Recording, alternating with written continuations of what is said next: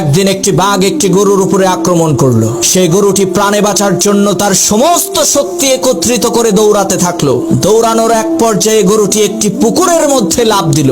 ঘটনাক্রমে সেই পুকুরের মধ্যে কোনো পানি ছিল না, শুধু ছিল কাদা। এদিকে গরুর পেছন পেছন বাঘটিও সেই পুকুরের মধ্যে ঝাঁপ দিল। এতে করে গরু এবং বাঘ দুইজনেই পুকুরের কাদার মধ্যে গলা পর্যন্ত আটকে গেল। তখন বাঘ রাগান্বিত কণ্ঠে গরুকে বলে উঠলো, ওই হারামজাদা, তুই আর লাভ দেওয়ার জায়গা পাইলি না? তুই ডাঙ্গায় থাকলে তোকে না হয় একটু মজা করে খাইতাম, কিন্তু এখন তো তুইও মরবি, আমাকেও মারবি। তখন গরু বলল, বাঘ ভাই, তোমার কি কোনো মালিক আছে নাকি? তখন বাঘ বলল, আরে আহাম্মক, আমি হচ্ছি বনের রাজা, আমার মালিক হবে কে? তখন গরু বলল, বাঘ ভাই শোনো, তোমার মালিক না থাকলেও আমার কিন্তু মালিক আছে।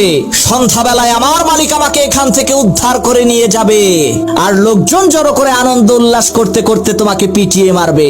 মনে রাখবা মুসলমান, তোমারও কোনো ভয় নাই, তোমারও একজন মালিক আছে।